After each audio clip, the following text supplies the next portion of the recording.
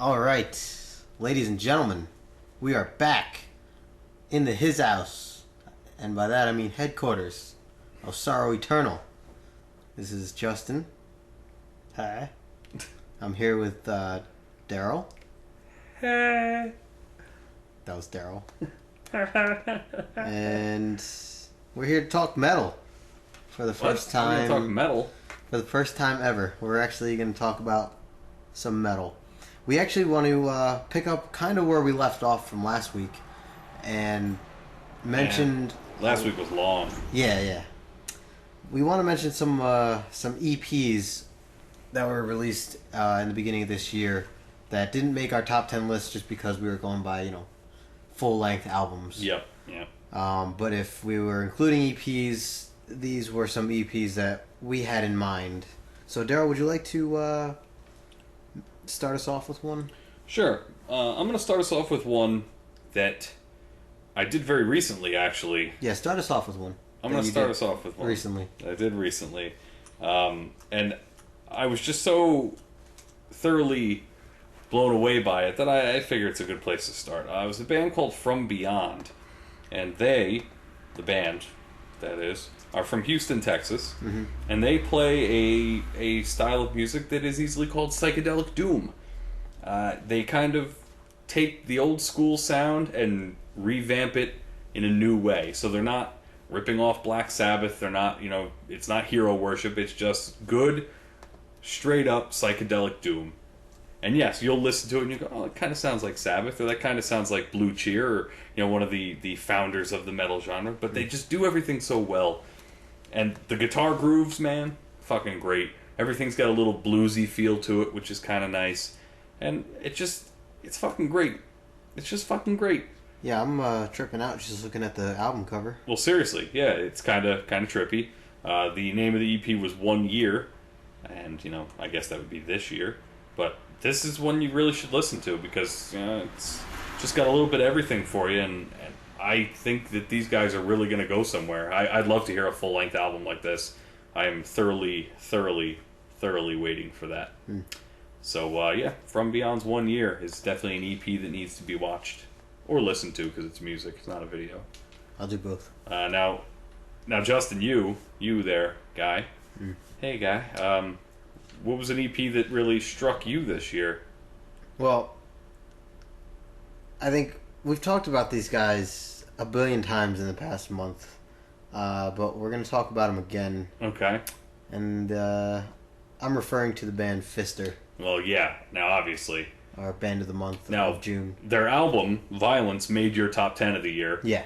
So it's crazy to think that their EP... Which was after Violence. But apparently recorded before. Oh, yeah, it was just released after. Right? The Infernal Paramount. Yep. 2-track EP. Yeah. But fucking balls out awesome. Yep. And it really was. It picked up like right where Violence left off and just was even more amazing. I mean, I agree. I can't wait for a new album. I wish these guys would, be one of those bands that just come out with a new album every 7-8 months. Fuck 7-8 months the way they're going. Maybe they'll put out another album every couple months. Yeah. But they just keep seeming to churn out good music. Yeah. And I mean, the doom sludge mixture and the vocals are just fucking scary. Yeah. It's like just abusive. Yep. It's just fucking great. Yeah, I really like the recording and everything. The distorted guitars and everything is very dark. You know what I love about the recording, now that you bring it up, is that it's clear, like it's recorded well, but it's kind of murky. Oh, yeah. Like, it's not like crystal clear, like you don't hear every little single subtlety, but it's so... Right. Everything comes together so well. Yeah. Fucking great job on that. Yeah, thank you. Fucking great job. I mean, yeah. No, you didn't do that. Don't try to do that, though. Yeah, well, Fister was definitely one of the ones that I've had in mind for this, since we started talking about this whole thing. One of the other ones to kind of mention is the band Ark and their Shatner EP. Oh, yeah, I didn't get to listen to that. I've listened to it quite a bit, a lot, actually. I even passed a copy on to Tyler one night, and... Oh, yeah, he said he liked it. The guitar work is fantastic. The whole thing is fantastic, but the songs are kind of fun.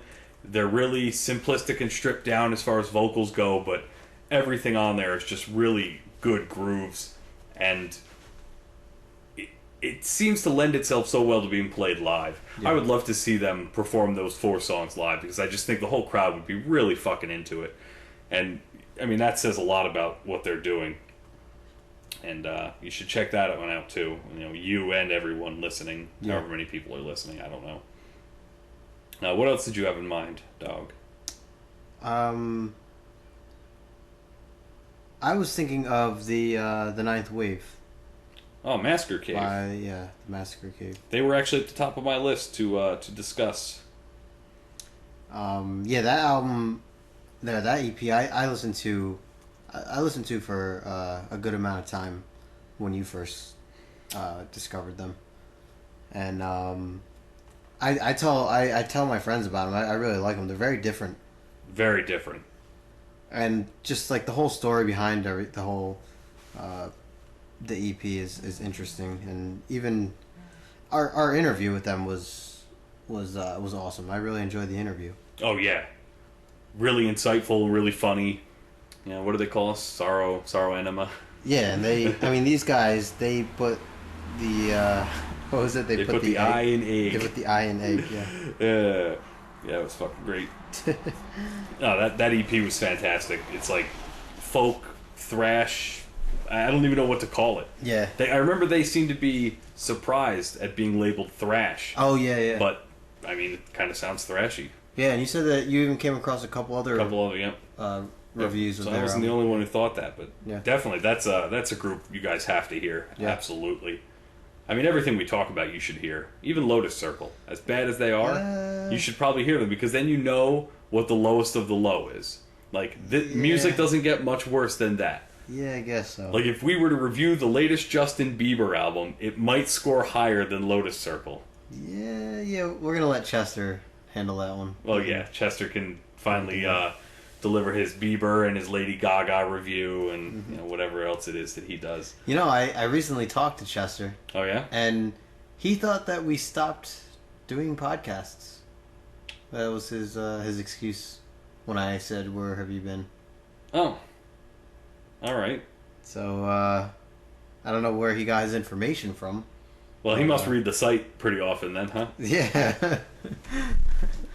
So, I mean, I understand when you got to do taxes and feed dogs. He's got a lot of taxes to do. Yeah, it's a yearly thing, so. 364 days a year leading up to that one day to do it. Yeah. Oh, man. Anyway, another EP I wanted to mention, which seems like so long ago that I actually reviewed it, but it was actually only in February 1st, actually, oddly enough, was the band Drug Lord with their EP Motherfucker Rising. Oh, yeah, I remember when we talked about that. I remember getting the email saying, like, hey, you guys want to review our EP?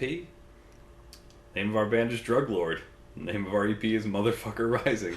And I remember telling you, like, there's no way this could be good. There's just no way. With that name and that album title, there's no way it could be good. Well, it was fucking good, man. Yeah. It was really good. And, it really kind of pushed forward the American Doom scene, which is one that is so spotty. There aren't really a lot of great American Doom bands. So it was good to see these guys doing it right. That was another EP that I didn't get to listen to. You're gonna have to get on that, mate. Yeah. You gotta get on that, dog. Yeah, I gotta pick it up. From Richmond, Virginia, no less. So, some East Coast. This ain't no... East Side? Yeah, this is East Side American Doom, dog. Drug Lord, Motherfucker Rising. So seriously, just ignore the name. Ignore the name and just listen to it and you will definitely fucking like it. Did you get a conversation with him at all through emails and stuff? Did you really get to talk to him? No. I know they were playing a show semi-local and had made mention of us, if we were going to make it down, but that was it. Yeah. No ideas on interviews with them? No.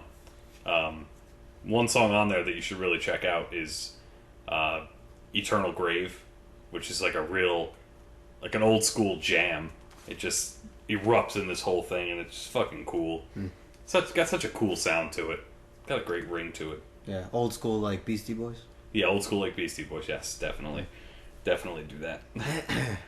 What's another one for you, dog? I actually want to mention the EP "Withering" by Pursuing the End. Oh, right. That was early in the year, also. Holy shit, And that's that was, crazy. That was a follow-up to their other album as well that I reviewed. Yep. And we were lucky enough to get this one a little earlier than it was actually officially released. Yep. Which was pretty cool. And I loved it. Did you get to listen to it? I did. Yeah, Very I really operatic. liked it. And it was only 3 tracks, the 3 tracks. Mm-hmm. But I actually liked the first track the most, which is weird because it was really just more of an intro, like an instrumental. It's called Overture, and it was just basically like a score to a movie, and I really like that kind of stuff. Very atmospheric, very epic. Yep. A lot of orchestrated instruments, and they even included like double bass and everything like that.